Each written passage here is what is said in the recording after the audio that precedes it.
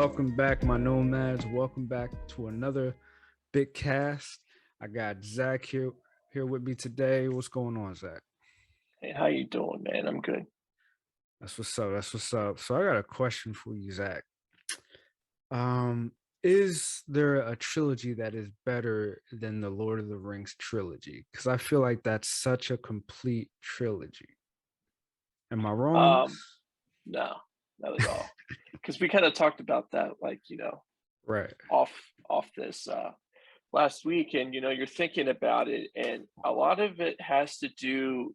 I think part of the advantage that they have compared to other movies is the fact that it's such a well-written book series. You Hmm. know what I mean? So there's a lot of things you can kind of draw from that, Hmm. and you can still take creative licensing with it, but it still flows pretty well. And when we were talking about like Peter Jackson just wanted to keep it original, that was the best part because I don't think you've ever had such an unadulterated original format from a movie that was translated, by the original book. You know what I mean? Exactly. I mean, the trilogy itself is just it was now it was released in 2000, 2002. 2001, 90. I think it was 2000 for the first one, and then '02 and '03 for two and three. Yeah, I'm checking on that now. 2001, Fellowship of the Oh, Ring okay. dropped. Yeah. But so it's like the trilogy itself is like 20 years old, man. And yet we're still talking about those movies to this day and just how good they were.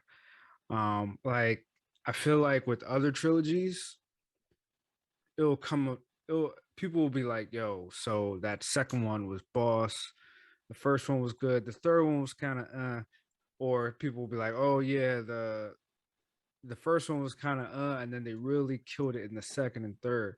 But with Peter Jackson's Lord of the Rings, I don't hear much of that talk. I just hear little things of people just like, oh, did you know this about the trilogy? Did you Right. know that about the trilogy? Right.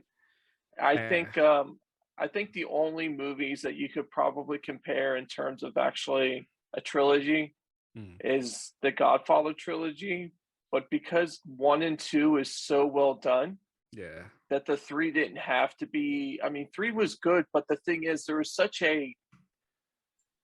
a gap between 2 and 3 in terms of, like, how long it took to be made and all that other stuff as well, and it's Right. just, you're not going to measure up to 1 and 2 success with 3 with something like that typically. You know what I mean? Because you have the greatest actors probably who have ever in American cinema anyway that are in movies, and then trying to keep that together is like that's tough. You know what I mean? And Right. because I'm all about the Godfather, I think that would probably be the closest thing to measure up personally. But other than that, it's like, and that's the thing with the Lord of the Rings, like they got better each time, and that's pretty rare, especially the third one. Usually the third one's like, because the Yeah. ending, you know what I mean? It's like people are like unsatisfied with the ending, and that's why the books are so good because and you can reference the books with that because you don't have to have anything original. You don't have to create it. Like with Star Wars Episode 6 is obviously the weakest out of the three for the originals. You know what I Right. mean? But it's Mm, because, like, what are you going to do at the ending? There's only so much. Like, this is the apex. Like, there's no anticipation at that point. So the emotions and all that stuff that are coming together or coming to an end. And I think that's kind of what the drawback is to any good trilogy is the fact that you're going to have the last one's not going to be as good as the others. hmm. Yeah, like he really well, him and his team really knocked it out on the park. I mean, like you said, it seemed like each film was getting better and better. I mean, I recently just saw the extended versions of all three of those movies. Hmm. Just to be clear, folks, we're talking about the original, like the Fellowship of the Ring, Two Towers, and Return of the King. We're not talking about that Hobbit mess. Like, we're not talking about Right. that. But I recently just saw the extended versions of all those movies on HBO Max, They're like 4 hours. I think the third one's 4.5 hours, and Mhm. every single minute is worth it, man. Like it's so complete, and they become exponentially better when you watch the director's cut and you see the films in their entirety without being cut or mashed together. It's just Mhm. you see little nuances. I remember reading online when in the Fellowship of the Ring, in the extended version, Gimli asks. Well, he doesn't ask her for a gift. Like she doesn't have a gift for him. Galadriel doesn't have a gift for him, and she was like, "Well, what do you want?" He was like, "A strand of your hair." And he told what's his name, that he told Legolas that she gave him 3 strands, and Legolas just smiles. Now if you don't know what goes on, if you were like me, you're just like, oh, that was a nice moment, but then you realize, like, you read online that there's a whole history between elves and dwarves, and like, and then you see like how Legolas, the reason he smiles is because he knows the history, and he knows the weight behind the fact of her giving him 3 strands instead of just 1 strand, or giving him a strand at all, you know. Right, exactly. No, that's and because there's so much detail in all the books, like 4 hours, I feel like still doesn't do it enough justice for so much detail in it. Because the thing That's true. is, like you look at the theatrical versions of it, like you look back, you're like, man, there's like a lot of holes, but you wouldn't have known unless you watched the extended cuts, right? Because if you didn't watch it and you're just watching it for what it is on the theatrical releases, you're gonna think it's great, and yeah, it's great. But unless you know about the books and two, like there's a lot of things that's like missing and incomplete, and there's not a Yeah, whole lot of context. You know what I mean? especially And with there's just Aragon and him leaving before, exactly, because you know. there's a huge reason why he left and did what he did, because he didn't want to be part of that whole family line, Mhm. and then that's why he kind of and another thing is too is like Aragorn's background and family lineage, like most people think he's just some like normal dude, like he's Nah, not, it's kind of messy, like man. he can live a long time. Yeah, isn't He's he like got 100 something in he's the trilogy? 90. 90. Yeah, Yeah, in he's the 90. trilogy Yeah, he's like because he can 90. live to like 200 or Yeah. something close to that because of his mother's lineage, which is the Numenor, which is a Mhm. whole nother thing. I'm not going to get into all the specifics with it Yeah, anyway, it's but pretty so crazy. but I mean, he's because once he kind of like disappears and he knows his lineage, like he gets trained to be a ranger and doing all that other stuff, and then he kind of just and then it's kind of like happenstance where, of course, it's the one guy who is the who is supposed to be who is the rightful heir to the Gondor throne is that runs into Frodo the first time. You know what I mean? And then it just Mhm. goes all from there. Yeah. And it's like, and it's just so well done because there's nothing cheesy about it. Like it just moves fluid and it's really good. You Mhm. know? Yeah, and I remember Peter Jackson talking about I heard him say years ago that he wanted to do the trilogy not like a fantasy film. He wanted to do it like a period piece. And then I read about how recently I read that uh what's his name? J.R. Tolkien's whole idea for the Lord of the Rings universe was to be like a history before human history, and to show what happened before the world as we know it, and then all the creatures like left or died off and humans remain. And I was like, that's pretty smart that he would do it as a period piece, because um back then fantasy films were looked at a certain kind of way. They actually kind of Especially still then. are, you know. Yeah, especially then. And um, Mhm. you know, you look at it like Middle Earth is all one continent, right? Yeah. And that's kind of and a Pangea. lot of things that people don't talk about is that yeah, exactly, like that's the start of because if even if you go into because a lot of his motivation, so to speak, or inspiration is on like Old Testament stuff. Like there was a lot of things going around in the Old Testament before the Great Flood happened. You had a lot of different stuff, a lot of different things that weren't human running around. And this is Mhm. kind of that his take on that. You know what I mean? And Yeah. as fantasy as possible. So it's I like that whole aspect of it, you know? And and being a political prisoner as well, he kind of took his own motivations from that, and it kind of like just created this universe, so to speak. Because even if you look at the appendixes of appendices, Jesus, excuse me, of the Lord of the Rings, like there's so much stuff you can talk besides the original three too. You Yeah, know what I mean? yeah. And that's I like that. You know what I mean? Because there's a lot to it. There's so Personally, I much like it. little stuff in there, like Right, Legolas's mother, like he's half human too, and like what's his name? Lord Elrond. His history is like crazy, man. Like about him and his brother back in the day. Like now, all these years later, I'm just diving into like little bits of information with each character from Tolkien's right, whole like lineage of everything. And like I think I think the key to the original trilogy for Peter Jackson adapting them, him and his team wanted to. I saw that he said him and his team wanted to put on the screen what Tolkien's original vision was, not to update it or put their own political biases or religious biases or whatever into it. They just wanted to exactly, put the what's on paper, condense it a little bit, and put it on the screen. You know, exactly, right. and And that's what makes it so good because there's just mhm, none of that outside influence. You know what I mean? It's just its original form. You know what I mean? yeah, And I think we kind of tend to forget, given our climate right now, that we feel like we have to force yeah, today's like views of how we should, how should we view things in something that was made 80, 90, 100 years ago, even. And it's like sometimes we could just enjoy something for what it is without reading too much into it. You know what I mean? And I think that's a good yeah. case of that. Especially, I saw a quote.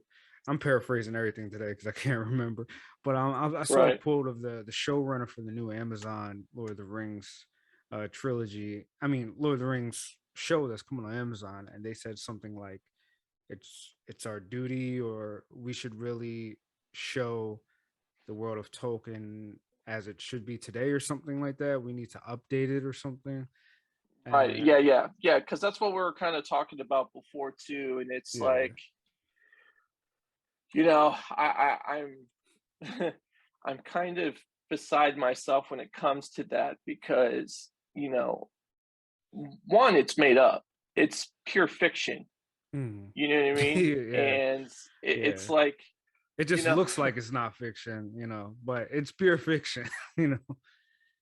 Like I think certain people, they like their fantasies to look like fantasy and to sound like fantasy, whereas the Lord of the Rings trilogy was a lot more grounded, and I think it brought a lot more people into it. A lot of, right. like, even my parents watched it with me when I was a kid, and they don't watch stuff like that, but they enjoyed it and everything, and I thought it really brought people in. And it wasn't like Warcraft where it had all these sparkly CGI stuff like that. Everything looked fleshy, everything looked And uh that's the beautiful part of it. Like CGI was, I mean, it was there, but it was like minimum compared to, because you got to think of it like this stuff was filmed in the mid 90s and yeah, he had to which is wait until crazy. I mean, and then post production was so long because some of the technology was limited with what he wanted to do. But I mean, the scales of all the battles and stuff, when you have thousands of guys just fighting each other, like a lot of that is not computer generated. Like that's just good old fashioned editing and models and figurines and stuff like that. Well, Fellowship of the Ring was like 90% miniatures. The technology wasn't where it was, and everything was pretty much just miniatures. And then even the hobbits and regular people on screen together was like forced perspective camera tricks. It wasn't Right. actually It's what CGI. it's in every Tom Cruise movie to make him look taller. Standing on boxes and platform shoes and low angles with the camera, getting them up. I call Yeah, it the because let's be Avengers real. Do hero you shot. honestly think that Tom Cruise, going off subject real fast, when he was fighting Henry Cavill in that last scene, Come on, do you bro. honest? Come on. Come on. Tom Cruise is like a hermit compared to Henry Cavill. Not only is Henry Cavill tall, but he's huge, and Yeah, exactly.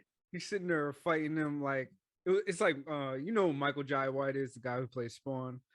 He's a real life martial artist, and he was explaining like, you know, this stuff in the movies isn't real. Like you got to remember, there's a reason why there's weight classes in boxing and mixed martial arts because you're not going to see a 150 guy go up against a 250-pound guy and just, you know, take him to the ground. Oh, because he's clever, he uses his wits. You know, No, no, that's not how.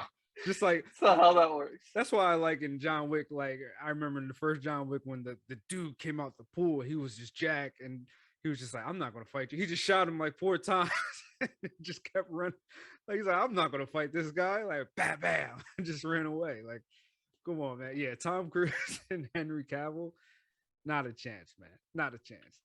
And I mean, but it's I see to me when it comes to Lord of the Rings, though, I think the second one's my favorite because it does such a good job bridging everything, Mm-hmm. and I mean, I like that Battle of Helm's Deep, like, that's a really good battle, you know what I mean? And That's a a lot great of people battle. die, like see, that's the thing with the story, it doesn't hold back with how many protagonists die, there's plenty of dudes that die, you know what Mm-hmm. I mean? Yeah. And, the fact is, you look at these elves, in particular, like, the only way they die is by battle, that's it.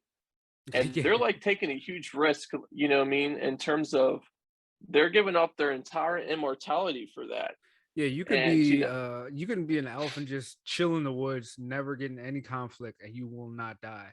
But they go out of their way and they're like, yeah, I'll put my life on the line and fight alongside men, which they hadn't done in I think hundreds of years or something like that, which is crazy. And yeah. I did read that that was one of the things that Peter Jackson changed. He changed that because in the books the elves are too busy fighting Isengard to actually come to the aid of men. So he changed it to show like the unification of elves and men again.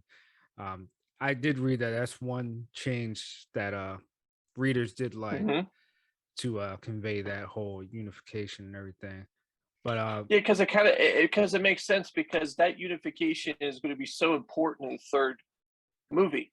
You know what I mean? Because mhm. when they're at the gates of Mordor, it's like, okay, you have everyone you've exhausted pretty much any living thing that's not part of that whole realm Yeah, and fighting them. That's really what yeah, it is. pretty You know much. what I mean? Yeah, and most of the elves are like, "Peace, I'm out. I'm going to the Undying Lands. Forget all this conflict and stuff. This is ridiculous." But yeah, like it's kind of crazy to think, especially in the 4 hour version. It's such a good movie, but I will say, Two Towers was originally my movie, but I think now after watching all the extended versions, The Fellowship of the Ring might be my new favorite one, man, because there's so Especially much when Gandalf backstory in is there. fighting the Balrog in air for like hours. Yeah. That's very well done. Yeah, that was to think back. Like when I first saw that, that was a crazy battle. But now to think in 2002 when the movie came out, 2003, those visuals, that's insane to think about. And the movie came out at the right time. To think that they shot that before they even had the technology, they were just hoping that they could, you know, get the technology to do it. You know, Two Towers was when everything came together technology wise for Lord of the Rings because you had Gollum is arguably the first CGI character to emote real emotion and not look fake as hell. And then you had like those full scale two tower battles, the Balrog, like everything came together. Whereas Fellowship of the Ring, it did have some great CGI, but It most of it wasn't was needed at the miniatures. time. That's part of the reason why they kept Smeagol's, you know, Mm-hmm. out of in shadows mostly because it's like it's kind of like biding time type of thing. Because I mean, dude, they spent a lot of money on those movies to make them, so at some Yeah. point they're going to have to be released, and that was kind of where the studio was coming involved with it. It's like, look, this has been on Yeah. docket for Yeah, post 7 production years. taking years and years. It's like, yo, come on, man. But it worked out because each movie, I mean, all by itself has made them so much money. It was like not even, I mean, the Return of the King was like the Return of the King was like the first $1 billion movie since like Titanic, I believe, in movie Mm. theater. You know what I mean? So like that's a big deal because $1 billion, like now that's not such a big deal because so many movies do it. But back then, Yeah, like that's a big deal. You know? yeah, definitely, man. So let me ask you this: is there any other trilogy that's better, or even comes close? No, I mean, like I said, I think the only thing that would come close would be like the Godfather, but that's like, but the third one's like okay. You know what I mean? Yeah, a lot of people don't really like that third Godfather, man. I mean, I think it's a solid movie, I will say, but because the first and second one were just so damn good, it was like you're not going to come close to those, especially the second one. The second one is just amazing. Oh, it's great. Yeah, it's showing Michael's, degradation. I wouldn't even say evolution. It's just him becoming worse and worse. You know what I mean? It's Yeah, kind it's of it's like very interesting. the Fall from idea to grace is see pretty hard. both the father and the son at the same age. You see the father's ascension and then you see the son's descension at the same time. It's kind of like wow, because it's like the father is all about I'm doing this for my family, I'm doing this for my community, and then um Michael's is like I'll go as deep, I'll go as down, I'll fall as low as I gotta fall so that someday I could come up and be legitimate. But he Right. starts to lose himself and he's yelling at his wife, he's yelling at everybody around him, he's killing I everybody mean, he had around. his It's brother crazy. killed, bro. I Yeah, mean, yeah, you yeah, can't man. get any worse than that. Like when you have your brother killed, like come on. Not only did he I have his I brother mean, killed, he deliberately waited till his mother died to do it. yes, So he planned this yes, out for a while. yes. He was like, "You can't do it until Mama dies." I was like, "Wow, that's crazy." You're seeing the birth of a villain. Really, it's not even like in the first movie he might be considered a hero, but in the second movie it's like the birth of a villain. Like his soul is just dying. It's Hmm. crazy, and he loses everything at the end of the movie because in the next movie you Well, see that's that. how that's because that's the beautiful part of it. Like Mhm. and him just dying in the third one's just like okay. It's just like how Marlon Brando died in the Okay. first one. It's just a good way to kind of sum up like how guys like that are meant to like they're not going to get storybook endings. That's the best part. Yeah, especially the way it was shot and filmed, the way he died in the third movie. He was just sitting in a garden, just keels over and dies. Like that's Yeah, just it. Even kind of like like his his just father. like Marlon Brando was like that Yeah. too. That was the great part about that too because he was just sitting in a chair in the same thing and he just But at least dies. Marlon Brando's Vito Corleone, he actually was playing with his grandson at the time. Right. He was so I guess you can kind of compare their deaths as like Vito, he never really lost his way per se. It was still about the family, it's still about community, whereas Michael just went too low and he lost everything and he died alone, old and alone with nothing. Dang, Right. it's kind of deep. But that being I said, mean, the I think trilogy the is only other the great. only other trilogy. I mean, I guess you can say Nolan's Batman movies. I guess you can put them there. But I mean, the thing is like the second one's the best. The third one's good, but the third one had a lot better fighting. You know what I mean? Yes, like I'm one of the few people who really like Dark Knight Rises, and to see a villain for Batman in Bane where he's challenged both mentally and physically, it was just it was just wow, and especially how Bane just repeatedly would just humble him because you know Christopher Nolan's Batman was kind of a cocky guy. Every time Alfred in each movie, Alfred would try to warn him about something, just like, oh, whatever, man, whatever.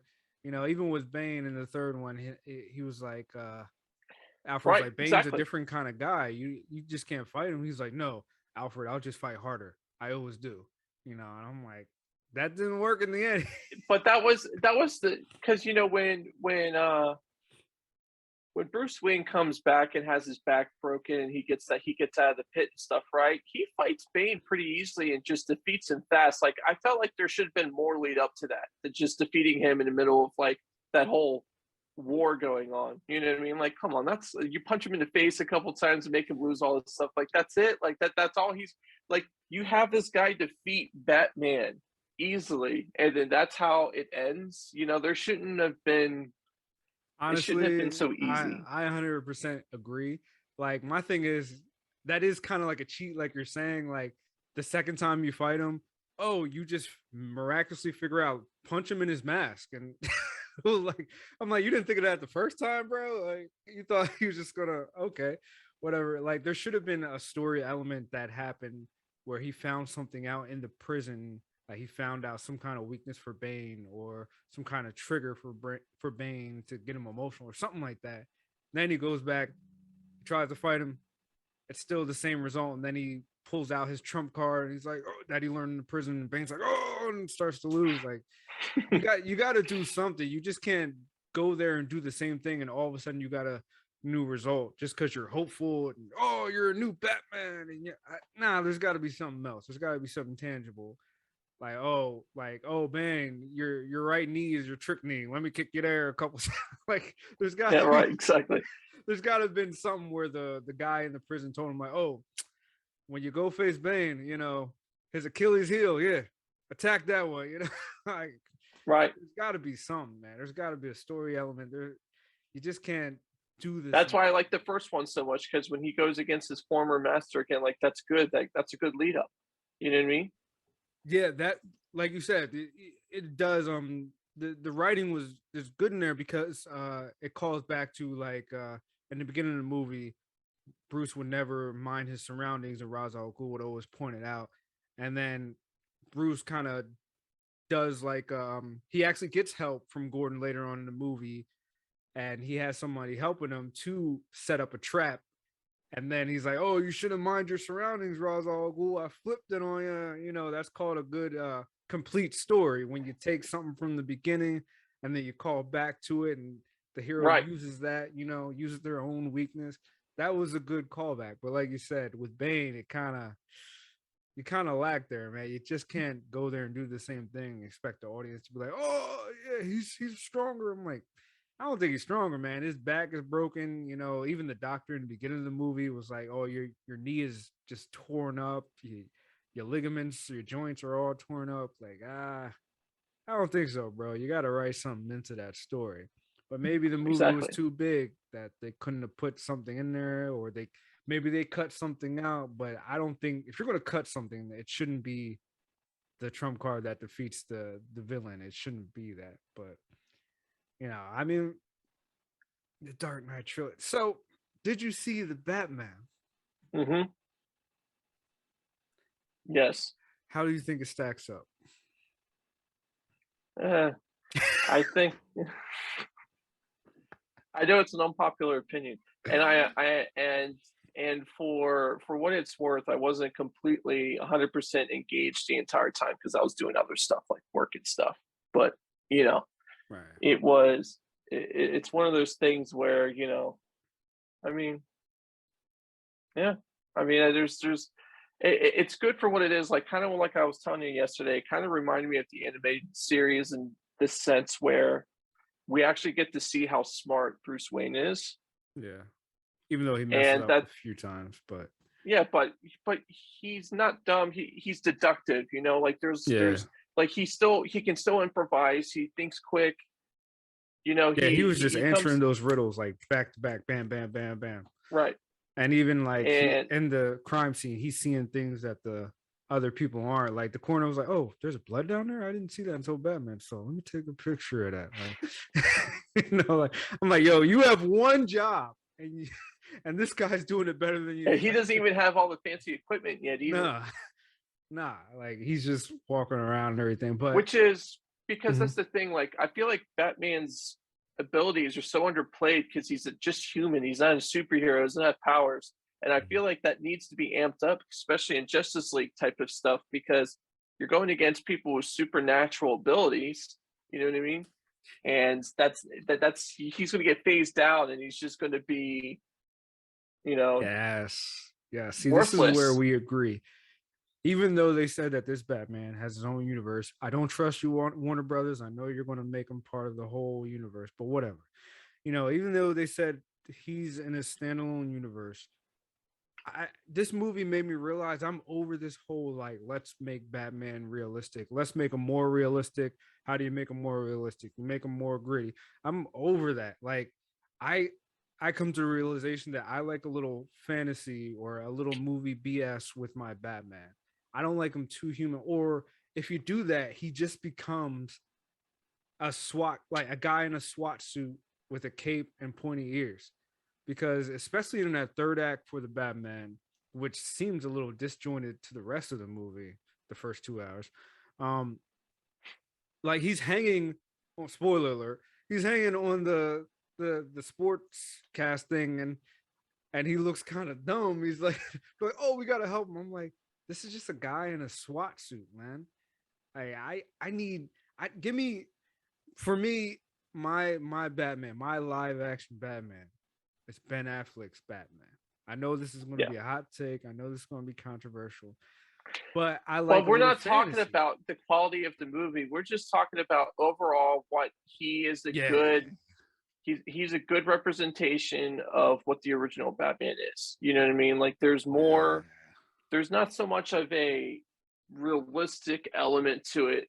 There's a lot of it's very comic yes. booky. It's like that's the best part of it. You know what I mean? Because that version fought Superman. So realistically, if you're gonna, you can't have someone who's human fighting Superman. That's not how that works. You have to have someone who's got a little more. It's more than just brain power. It's all this tech. It's all of this stuff to it. You know what I mean? There's a lot of elements involved because you see he's in this like crazy ass tank suit. When he's fighting him. So it's that's already beyond the realm of like normal human thought and ability. And You know as a what I big mean? fan of the Dark Knight Returns, the comic book, I was like a little kid watching that movie when it came out, and he was facing Superman with that tank Mm-hmm. costume on. I was like, oh, it's a wrap. It's a wrap. But yeah, like I like how Ben Affleck's Batman had a little bit more comic book stuff to it. Like he was doing moves straight out of the Arkham video games. Like he was Mm-hmm. grappling Using his warehouse elbows, boxes. doing a lot Yeah, of like knee stuff. Yeah, exactly. yeah, like when it comes to fighting style, his bat suit, the Batmobile, although I don't really like his Batmobile, but his I like the interpretation Batmobile of in the Bruce Wayne, like I in the like most recent one. I everything. like that Batmobile. Oh yeah, I like that most that muscle car look and everything. Yeah, it's a Hot Wheel pretty much. It's like a Hot Yeah, Wheels car. It's what yeah, because if you go back, and I've been going back and watching Batman stuff. If you go back and look at those old Batmobiles, you're like, oh, this is very, very cheesy.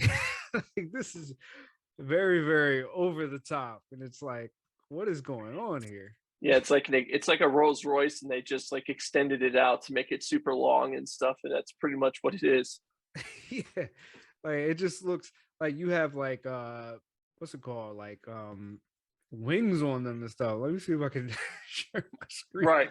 Like, oh, like this one. Oh my gosh. Let me share my screen for you. Like you see this? Like like look at this, man. Like Yeah, I know. It looks like Ghost Rider meets Batman. I know, right? Yeah, but it looks kind of crazy. But one So, thing I what's don't your like answer? about Batman. So, so what I asked you last night Mhm, about who would be, because I told you my opinion on Zoe Kravitz as Catwoman. I doesn't really do it for me. mhm. What would be a good alternative? And I wasn't really able. I mean, I was able to think of a couple, but you said that you would have to think about it. Well, for one, I thought Zoe Kravitz was excellent as Catwoman. I even thought she stole the show in this movie. But if I had to go a different way, maybe Sydney Sweeney from Euphoria. She would be a good Catwoman.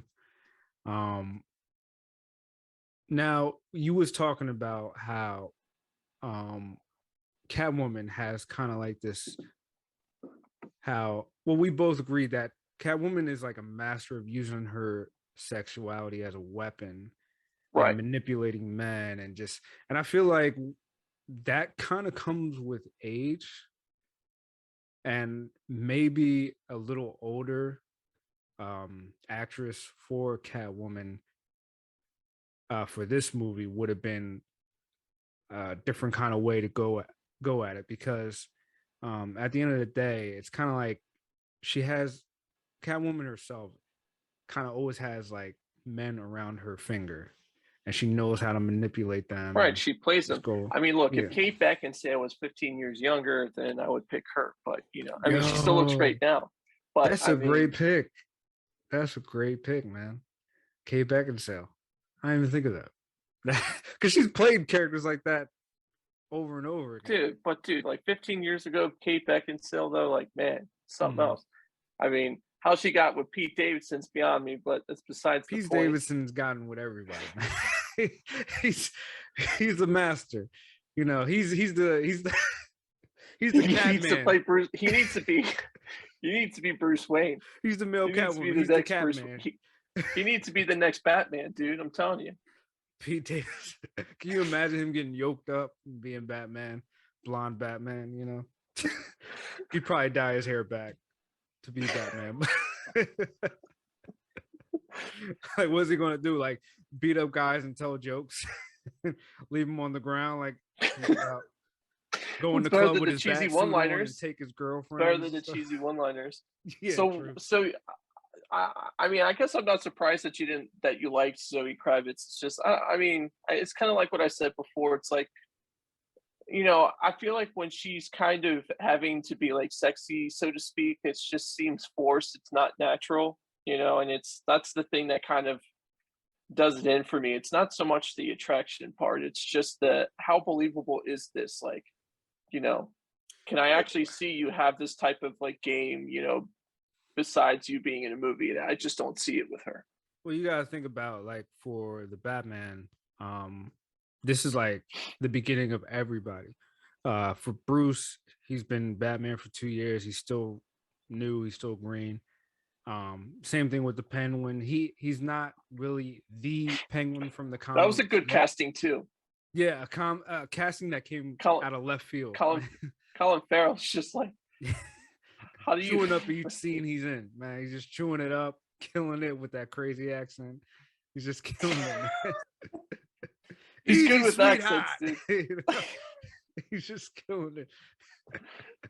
He seemed like he was having the most fun out of anybody in that whole Right, movie. exactly. Like I feel like if anyone was going to be recasted, or he should be saved from that. He did the best. I heard that they're greenlighting a Penguin show, and I'm like, Yes. you want to get in that makeup for? It takes them about I think it said 4 hours each time to put that makeup on. I'm like, Yeah, you I'm want to sit in surprised the there's chair just for not that? an ability to like CGI that stuff. There is, but it's a lot more work to do that.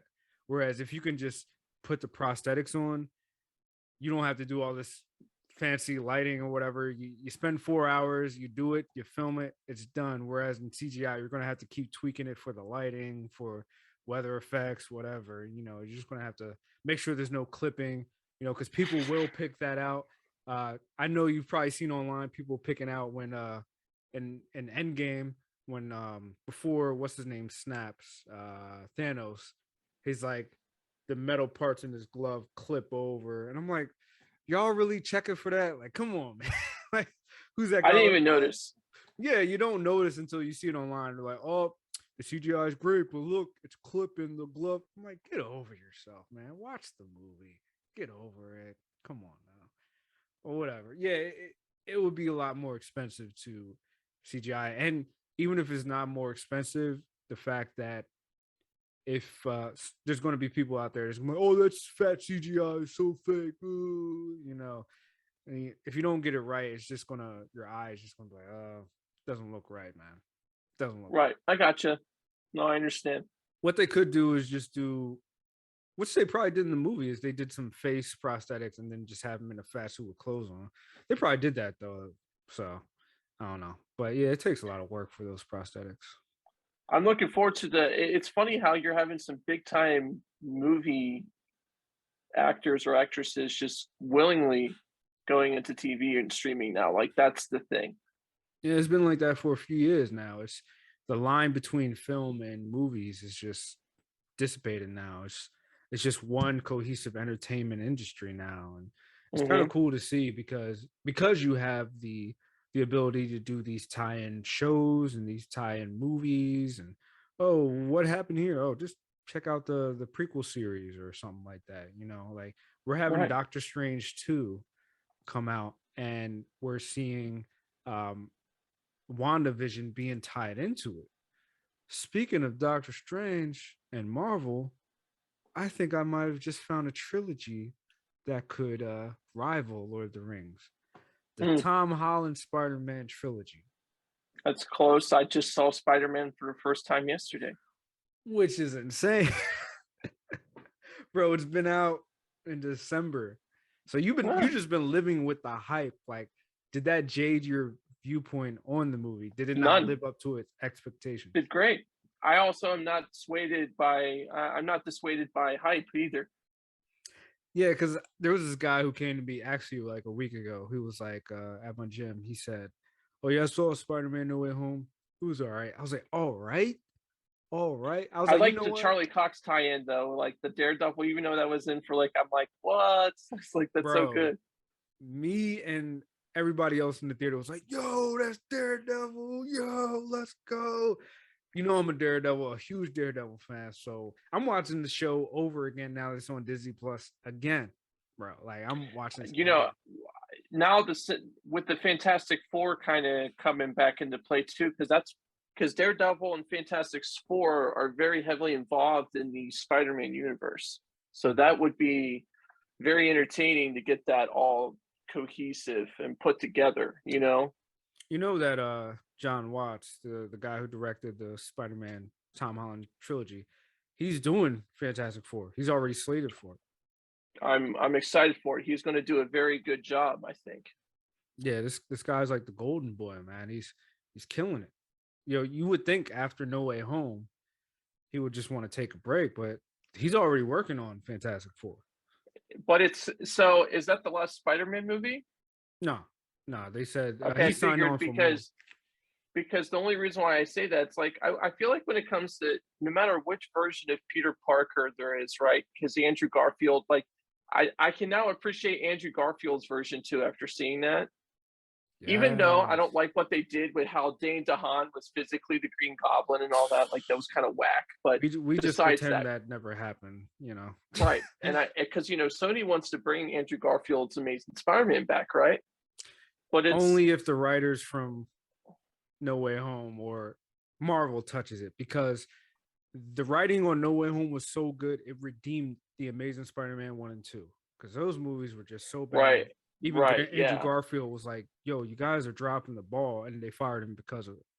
So come on, man, Sony, No, if you want to revive it, and I it was very interesting. I was waiting for any moment for Al Molina just to go back to being bad again. I thought it was And going he to did happen it. too, and he didn't. And Yeah. So his Doc Ock is arguably like one of the best. Period, oh, man. but now I And just Willem remember what I was going to Dafoe's say. Green But Goblin. whichever version of Peter Parker, he always gets the short end of the stick. Tobey Maguire's version, all of them, like you see all of them, like these guys' lives are nothing but they're Tragic. miserable. Yeah. You know what I mean? They're But just completely that's just Spider-Man though. they don't have anything good or anything to look forward to with anything because it gets taken away. You That's know, Spider-Man. That's the epitome of his character. No matter how many times you interpret the character, same thing with Batman. Any kind of character that just keeps getting revamped, James Bond, Batman, Spider-Man. You always got to go into the crux of what makes them who they are. You gotta. What is the source of this character? What makes them appealing to the audience and what makes them that character per se. I feel like, Tragedy. yeah, Tragedy is that's Peter 100% Parker. what morphs Peter Parker to why people feel for him and they root for him because his life's tragic. You know what I Yes. mean? He's Mhm. poor. He's got nothing going for him on anything, even though he's hyper smart and all this other stuff. And it's just like, you think in Spider-Man, right? Especially Spider-Man 2, Tobey Maguire's version, you just think that it's just, can it get any worse than this? But Tom Holland now is like, okay, well, everyone forgets who he is. He's got a GED. He's not in college. He's smart. He did. His girlfriend's gone. His best friend's gone. Now what? No one knows who he is. You know what I mean? Like, Man, what more? it's he's a punching bag. And then on top of all that he did to help everybody, in the end, he still had to make everybody forget he existed. Now, I am looking forward to Miles Morales being tied in too. Like that Jamie Foxx, he was like, I know there's a black Spider-Man somewhere. I'm like, well, funny that you say that. There is. Yo, that But was so funny when he said that. He was like, "Yo, man, I just gotta say, you poor, you help out poor people. Thought you was a brother." He was like, "Oh, I'm sorry, man." He's out there apologize. "Oh, I'm sorry, I'm it's not like there's black." nothing sorry for.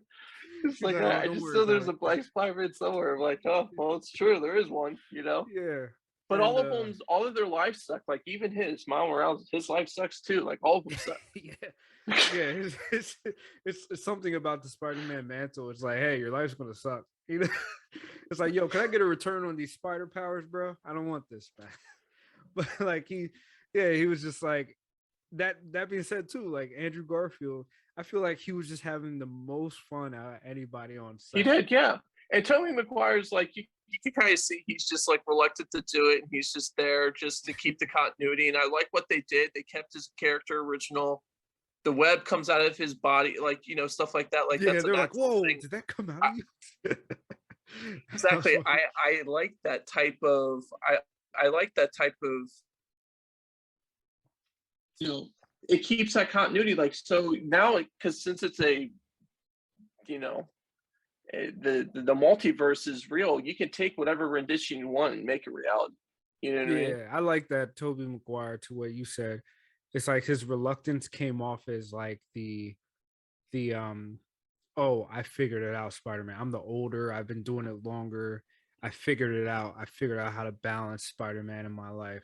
And then Andrew Garfield's Spider-Man is like kind of like people are calling him the assassin spider because he talks about how after Gwen died, he stopped pulling his Doesn't hold back punches. his punches, right? Yeah, he doesn't really live his life as Peter Parker. He's basically just Spider-Man all the time. I'm like, show me that in the if you're gonna make an Amazing Spider-Man 3, show me that. Yo, like show me the guy who's just like Right. who's kind of like the Batman, where in the Batman for 3 hours, you're basically only seeing Batman. Like he's not really Bruce Wayne. He doesn't care about anything but being Batman. He's obsessed. But in show me the assassin Spider-Man. And then Tom Holland is the new Spider-Man. Even though he's new, he's not really new. And then he hangs out with these big name people. He hangs out with the Avengers, Iron Man, to the point that they're like, what are the Avengers? Like, what is that? And they're like, Is that's that awesome, bad? but what is that? Is that good? Is that a band? Yeah, so it was kind of cool to see that they're all the same character, but they're all different in their own right. And Right. you kind of see it in their eyes. It's like, like Andrew Garfield's like, oh, I'm having fun, but man, my universe sucks. Like, I have no attachments. So he's like, oh, I'm glad I have brothers. I always wanted brothers. It's like, dang, man, that kind of hits you in the feels, man. It makes you actually want to see the Amazing Spider-Man 3, but it's like, yo, Sony, just hand the reins over to Marvel.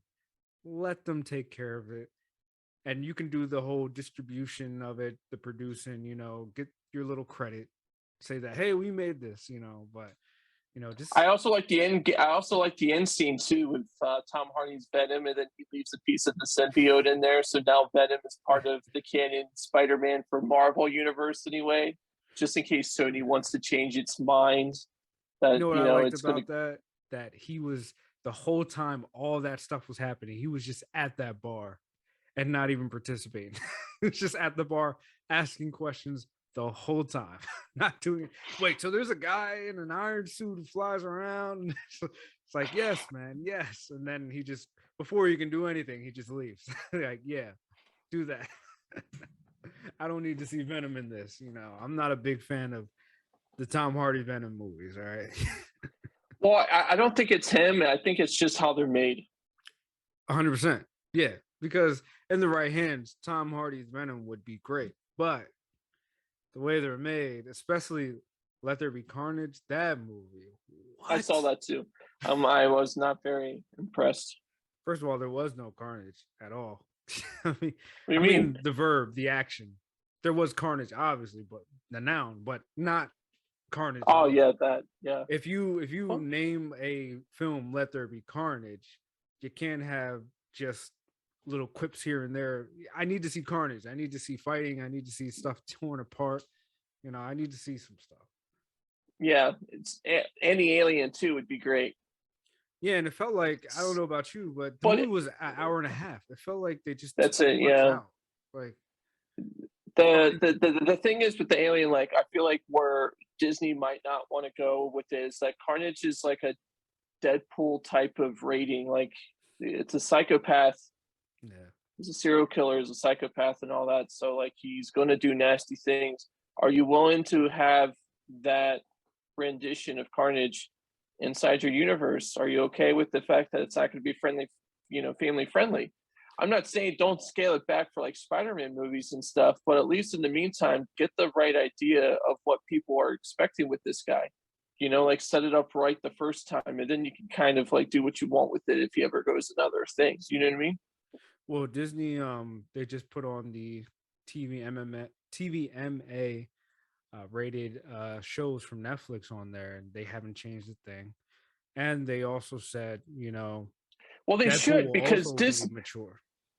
because here's the thing, Disney's not just like, I mean, if they're going to continue buying at the rate that they're buying stuff and productions and all this, like they're going to have to get away from this facade that they're just about kids. Like that's not what it is now. You have too many franchises and too many things that our generation can connect to. You Yeah, know what I they mean? own Fox now. They own all the Fox movies. So there's Right. rated R movies with that too. It's not just family friend. What did you see online that there's like a group of moms or something like that who are just cursing Disney right now, and they're saying the Daredevil show has ruined the family friendliness of Disney, this ridiculousness. Like, Well, they should watch The Punisher then. I know. I'm like, these people clearly, first of all, they probably didn't even watch Daredevil. They probably just saw the TVMA rating and just was like, oh. But Watch I'm The like, Punisher, that or if they watch the other season of Daredevil with Punisher in there when he kills the prisoners with like a piece of glass, like 30 of them and stuff. oh, Like yeah. Yeah, Daredevil's season 2 when he just kills a hallway of dudes, the Punisher, with just some glass and just punching these guys' faces out. Or even Jessica Jones season 1, where she's just her and Luke Cage are just going at it, scene after scene. They take a break, they go out to eat, and then she's like, "You want some more?" He's like, "Nah, I'm full." And she's like, "I ain't talking about food." And then they just go. I'm just like, okay. I know the Iron Fist is not going to be back or anything, but it would have been cool to kind of have that tie-in with Shang-Chi though. Yeah, I mean, I don't know if you saw Iron Fist season 2. I did. That was actually really good. It That was good. that to me, because the first one was just so bad, it was just barely even, just like but the second one really redeemed itself. And obviously that the whole tie-in with the Iron Fist stuff is Shang-Chi. You know what I mean? Like that's the whole. Yeah. The problem and is, and Shang-Chi's father is also one of the biggest enemies to Iron Man too. You yeah, know what I mean? So it's like, there's so much things you can tie in with that. Obviously, they didn't go down that route, but it was kind of a shame that they didn't, because that would have been great. the problem with Iron Fist was the first season was so bad. not only the first season was bad, but the way his character was written was so bad. He Oh, was it's just just a awful, dude. whiny. He's just a whiny rich kid who's just like, I'll just buy the, like the second one. He actually, especially in the Defenders, like he had swag to him. He was like, well, But I'm the just gonna buy Defenders, this he Chinese. was so bad too, which is why no one. The problem with season 2 of Iron Fist, it came after the Defenders. After they should have had that before, they should have Yeah, had his character of season 2 of Iron Fist in the Defenders. because the Defenders, his character was still kind of bad too. There was a little more likability there, but it was still kind of bad. And then season 2 of Iron Fist came out where they actually fixed him and they fixed the show, but it was too And late. then they canceled him. Audiences were over Iron Fist by that time because you had one bad first season and one bad season of Defenders. They were just like, oh, Iron Fist sucks, so we're not going to see season 2. But if they stuck around, season 2 was actually good. It was decent, but it was just tainted too bad. Like, and we're talking about trilogies. I mean, Daredevil has a great trilogy of seasons.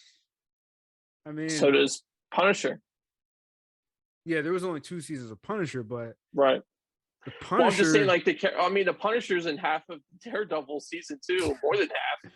First of all, season 2 of Punisher should have been. I mean, of Daredevil should have been called Daredevil and the Punisher because there was so much of the Punisher in there.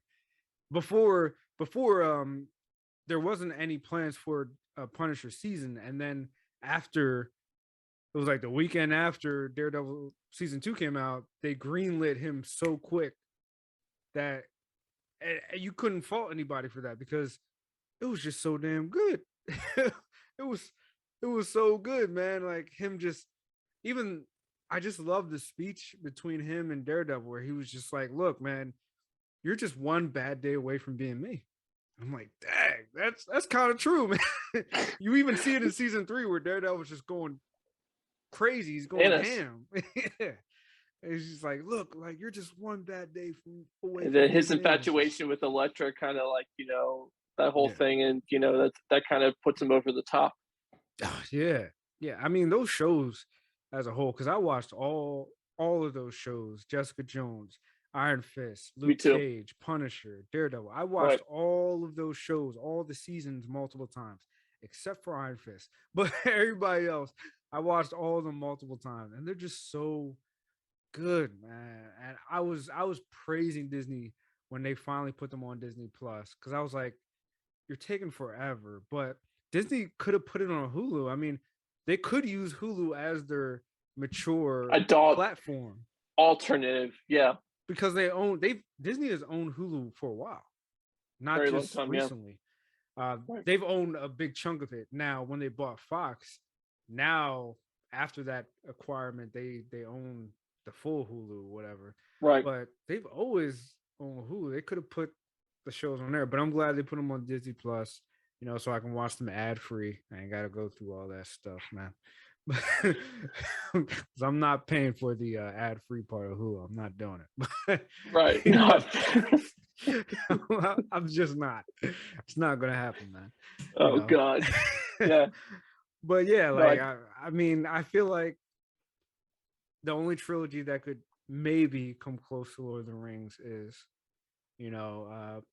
Spider-Man, the Tom Holland Spider-Man, because to Lord of the Rings, Peter Jackson is just complete, man. And in this industry, it's like a shot in the dark. You're just so lucky. It's like lightning in a bottle to get something so well done.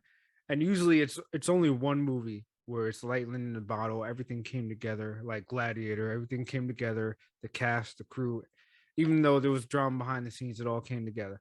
But Peter Jackson got a whole trilogy where it was lightning in a bottle. Everything was perfect. Everything was right.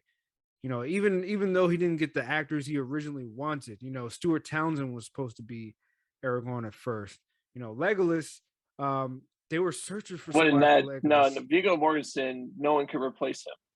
Nah, man. And even if you look at Viggo Mortensen, his movies before The Lord of the Rings, man, he was a great actor. But no one knew about him. Me and Heather just watched the movie with him and Gwyneth Paltrow and Michael Douglas. Was it Perfect Murder, where Michael Douglas like hires him to kill his wife?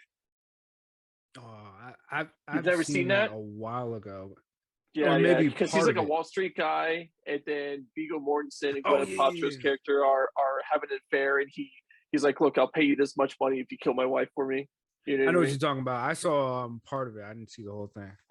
I saw his clips, you know. But he's a great actor, man. Or History of Violence is good too. A movie no one talks about is actually based on a comic book, but no one talks Yeah. about. Great movie. It was a did it come out during the Lord of the Rings trilogy or after? No, dude, that was like that was gosh 4 or 5 years after. Yeah, and it was a small movie, but it was a great movie, man. Like Yeah, he Maria Bello's in it too. It's very yeah, well done. and I forgot his name, the guy who played the villain. But yeah, he the guy who played the villain got an award for it too. Yeah, Yeah, but no, that was nominated for Oscars and stuff. yeah, it was a great movie, even based off a comic book, and it was great. But you know, like all these actors, everything came together. Sean Bean, what's his name, who was on Fire, who played Lord Elrond, Hugo Weaving. Man, in the early 2000s, this guy could not lose. I mean, V for Vendetta, the Lord of the Rings trilogy, the Matrix trilogy. Like this guy was gold. Anything he touched was gold, and now he's just like chilling with all his millions of dollars somewhere because he's not really doing much. I don't see him in much, you know.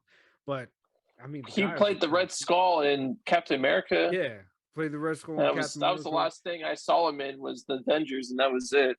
Yeah, I don't know what he's doing lately, but yeah, like everything was just perfect. The script, the shooting, like everything was perfect, and to the point that 20 years later, we're still calling it the most complete trilogy of all time. Nothing Right. comes close. I mean, people have tried, you know. Star Wars tried 3 times and failed 3 times, but you know, it's like, but I mean, 4, 5, and 6 was great. You know, Star Wars 4, 5, and 6 was great, but I mean, Shrek came close. that third Shrek though was bad, man. It wasn't that great. Am I thinking of the right one? Isn't in the third one? Isn't Justin Timberlake the Prince? Which Yeah, Prince was King Arthur or something? yeah. Yeah, it was. Yeah. That movie was kind of lacking, but hey, if they had landed it, Shrek would have been the one to bring it all home, man, because it was great. 1 and 2 were Perfect. just perfect films. But I mean, no one comes close. Can't even think. Can't Me even think neither. of them. That's the sad part, especially in like a world now where we're just all about the franchises. I know. Yeah. Everything has to be a franchise. Has to be. I Nothing could mean, the just be Matrix, standalone. like the first Matrix was good, and then that was And then 2 and 3 second. kind of went wild. The second Two one was good was though. yeah, second was good. The third was like I felt like a cop out. You know What what? They all got worse after the fourth one came out. about John Wick? Oh. Oh. I'm not saying in terms of like they're better movies than Lord of the Rings, but the trilogy as a whole, it's pretty good. John Wick, baby. John Wick. Yo, that's it right there. John Wick. Challenge us. Yo, Lord of the Rings and John Wick trilogy. Because right now, as we speak, even though there's a plan for John Wick 4, John Wick is a trilogy right now, and it's like the most complete trilogy. All right. Yeah. Yeah. You said it. John Wick 3. I'm trying to think if there's any other, but no. I was going to say Aliens, but no. No, No. no, No. Because no. after Dude, no. one There and were so two, many other Aliens ones 1 and 2 after were that that were great. just horrible. No. Yeah. Aliens 1 and 2 were great, but after that, nah. Nah. But yeah, the John Wick trilogy, man. I John. think so too. I think that's a good one. Yeah, definitely. We found it out, folks. We answered our own question actually, because y'all weren't asking. But yeah, the John Wick trilogy is the only other complete trilogy compared to Lord of the Rings. But yeah, this was Right. another great one, my nomads. Thanks for tuning in. Peace. Be creative. We back. We back. We had to come back. This is the first time we ever did this, but we It just was so big. We needed this. there's another trilogy that we forgot about. The reboot of the Planet of the Apes. You know, the Transformers. Rise of the Planet of the Apes. He said Transformers. No. Since we're on this, the Bourne movies. Oh yeah. Oh damn. So it's a good thing we came back. So Planet of the Apes. So Rise of the Planet of the Apes. War. Rise of the Planet of the Apes. Dawn of the Planet of the Apes, and War for the Planet of the Apes. You And got then, Bourne Identity. You got Supremacy, and yes. gosh, what's the last one? Ultimatum. Ultimatum. Thank you. That wasn't, and I'm not talking about the one with Jeremy Renner. I'm just talking about the one with No. Matt Damon. We pretend like that one didn't exist. All right. But yes, we just answered the question again.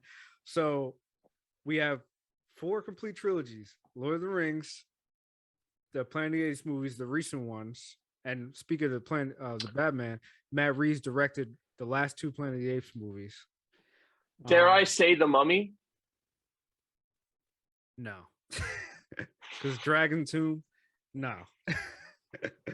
I mean, the first 2. I'm not talking about the Tom Cruise one. No. Yeah, I know. I'm talking about Dragon Tomb, the third one. Nah, it wasn't.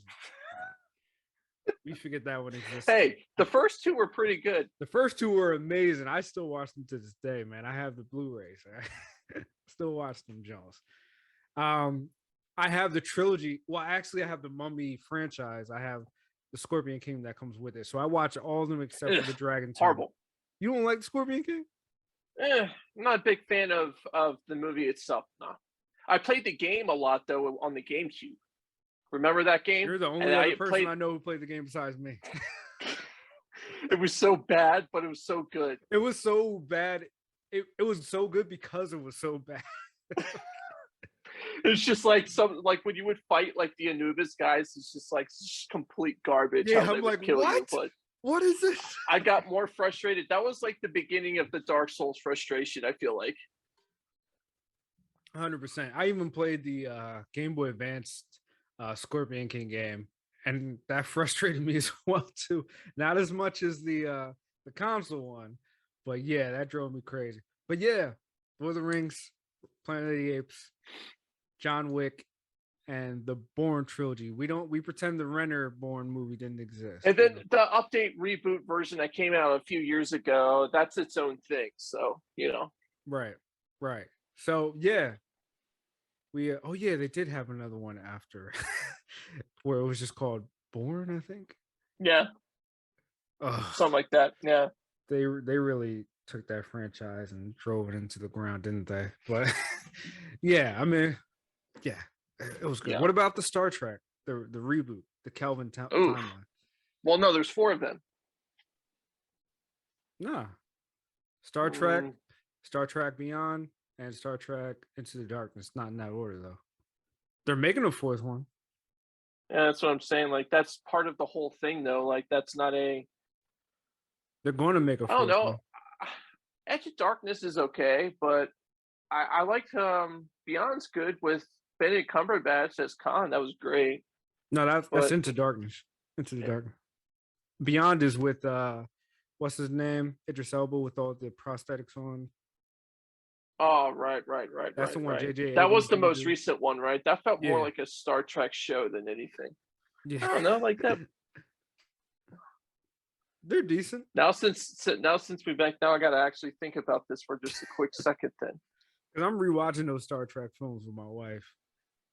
And she liked Into the Darkness with Khan better than the first one. Yes.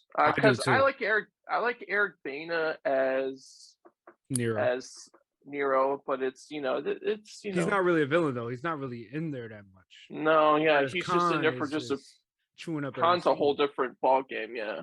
I thought when you said Star Trek, like the original ones, like I was like, isn't every other movie just awful? No, I'm talking about the reboot, the Kelvin timeline. Yeah, the Kelvin timeline, right. Indiana Jones is not a trilogy, or It is it? was, and then they ruined it. Yeah, they ruined it with Shia LaBeouf.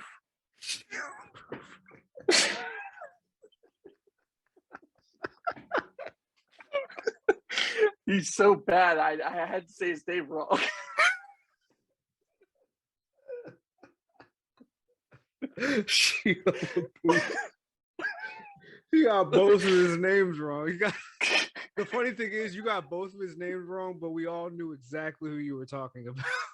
No, that's the best part. Nah, dude. No, dude. Speaking of which, Shia's like, was it Eagle Eye? That was pretty good. Yeah, Speaking of him, but that was a other good than movie. that, But Kate a lot of Beckinsale his wasn't. Oh no, it wasn't. It wasn't. Kate no, it was Yeah, I but forgot her name. he's just a little too nuts It's for too me. He's like much. a white Kanye, personally. Yeah, yeah, yeah. To the point that his character in Fury has a cut on his face. He would actually cut his face. Yeah, I'm like, Fury was good though. I did like that. That was a really good. do you know who he fought with on set? Like, someone on set was so irritated with his antics, they fought him on set. Like and Brad Pitt had to break them up. In Fury, who was Yeah, it? I Who was it that he fought? I don't remember. I can't remember, but someone was so fed up with this guy that they fought him. For whatever reason, I want to see John Barenthal, but I don't think he was in that movie, right? He wasn't in there. No, he wasn't. I'm about to look it up. Carlos Pena's in it. Maybe it was Pena. I don't know. Someone fought him, and they were mad at him because he was just too much. And they were just like, "Nah, I'm done with this," and started fighting him. But yeah, like Shia LaBeouf. I'm glad they never did the trilogy like originally made for the Green Lantern. Oh yeah, because it was so bad. They canceled the other two. Yeah, it was so bad. I feel like if Deadpool finally had Deadpool 3 come out, that would be a good trilogy. But there, I don't know. Disney is. Deadpool now shouldn't have any more movies just about him. He needs to be like X-Men and other stuff. He needs to be in the like, Avengers, man. He just needs to no, be he there. does. You're right. Yeah. Just needs to be there, just messing with Look, everybody. here's the thing. Like, you can get one F word out in a PG-13 movie now. Yeah. So they do it all the time. Yeah, so I mean, that kind of. I mean, we don't cuss on this podcast, but I mean, in every Marvel movie, they're saying shit all the time. Right, exactly. They're saying it left and right, and kids watch those movies. People take their kids to see it. You know what? Since we're on the subject, give me 1 second. I'm going to Google greatest movie trilogies all time and see what people on Reddit have to say. Because now I'm kind of curious as to what it is. Yeah, watch us like just not agree at all with anybody's picks. Oh yeah, I did see that. It's a comedy with Simon Pegg and what's his name? Who directed Frost. Not Michael Frost. I know you're talking about Nick Frost. Nick Frost. Yes, there was a trilogy of movies that Edgar Wright directed. They're not connected, but he used all the same Bar's actors End, Shaun of the Dead, yeah. And what's the other one? I love Bar's End. That comes on, and I still put that on because it's just absolutely hilarious to me. Someone said Austin Powers. Austin Powers. Someone said Iron Man. Pirates of the Caribbean. God, third was awful. Thank you. Thank you. Same thing. Pirates of the Caribbean 1 and 2 was good, but then when it got to Penelope Cruz only, that just became weird. Yeah, yeah. A lot of these trilogies on these lists are cheats because people are not considering the fourth or the fifth film. So some of these films, like they said, Die Hard. I'm like, but Die Hard has like 7 films. 5. What are you talking about? Yeah. Back to the Future. Third wasn't good. Yeah, true. You can't say Indiana Jones because there's like 4 movies now. Lord of the Rings should be number one, but it's not on the list What? as number. It's not on the list as number one. Who's Godfather is. number one? For Gamer Rant, it's the Godfather. Oh, Number two is Star Wars. I which would put one? Lord of the Rings over Star Wars, honestly. And I'm I gonna really start. hope they're saying the trilogy, Yeah, they're saying the the trilogy. the the the the beginning, the Oh, the 4, 5, 6. yeah. Yeah, that's what they're talking about on Gamer So Rant. according to IMDb, which is the 35 best trilogies of all time, according to Metacritic, Rotten Tomatoes, and IMDb, Lord of the Rings trilogy is number one. Right. It has to be. It has to be. And then Godfather, Star Wars is after that. Batman's after that. So far, we're on fire with all the ones. A Fistful of Dollars. Yeah, the Dollars trilogy. Some people are saying. Yeah. Once Upon a Time in the West. Okay, I like that. Toy Story. Okay. I'm not a big fan of the second one. Before Sunrise, Before Sunset, Before Yeah, the Midnight. I've never before. seen those. Me neither. I know of them, Richard but Linklater. Ethan Hawke's in it. yeah, yeah, all the same actors are in them. They're shot What is like it? 10 years apart or whatever. Each movie, Oh, really? it's like Three about a Colors of relationship with Blue. them. Yeah, Back to the Future's after that. Sympathy for Mr. Vengeance. I keep seeing movies that are. I keep seeing lists that have Star Wars as number one and Lord of the Rings as number two. I would switch The those. Hobbit is in here too. No, stop. The Hobbit trilogy is horrible. Stop. The Evil Dead is in here. Oh, The really? Shaun of the Dead, Hot Fuzz, and The World's End.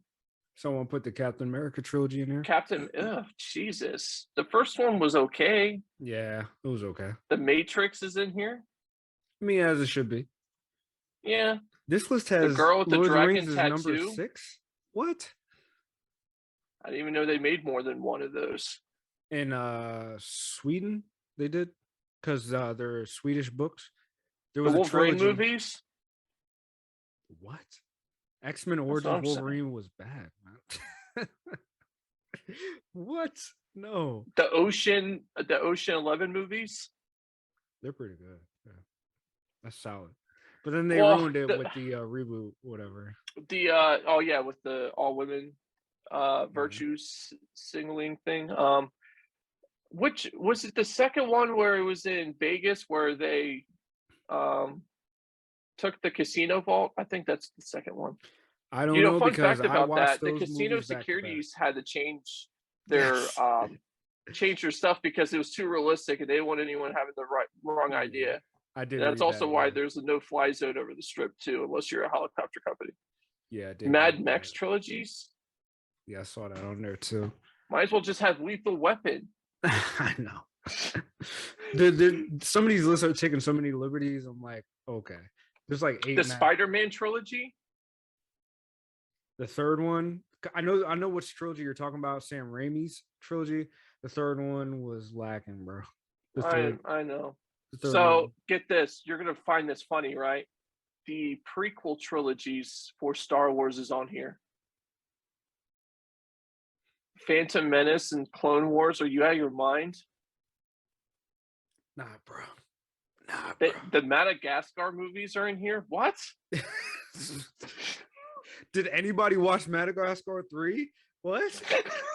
Men in Black movies? Where are we going with this? Did you not see Men in Black 2 and 3? And now there's a fourth one that was bad? What? You got the Hangover movies? What? Did you not see Hangover 2 and 3? Here you go. The Taken movies. What? Taken 2 and 3 were so bad. Some of the worst action movies ever. The Chronicles of Narnia. What? No. Oh, you're gonna like this one. Blade. Except for that third one. Blade 1 and 2 were great. The third one. That was last on the list. I can't believe that whoever made the average Madagascar movies beat out Blade.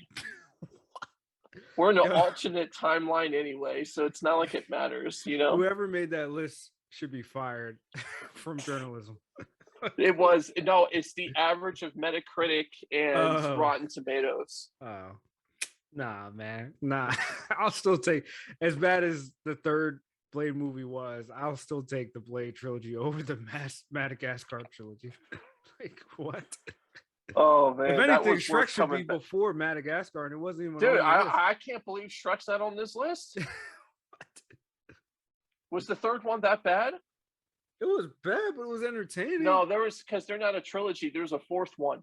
Isn't there a fourth Forever Madagascar? after, huh? Isn't there a fourth Madagascar? I don't think so. I didn't see it on here because they have no Pirates of the Caribbean movies, so they're actually taking true trilogies involved. Oh, okay. Yeah. Mm. Okay.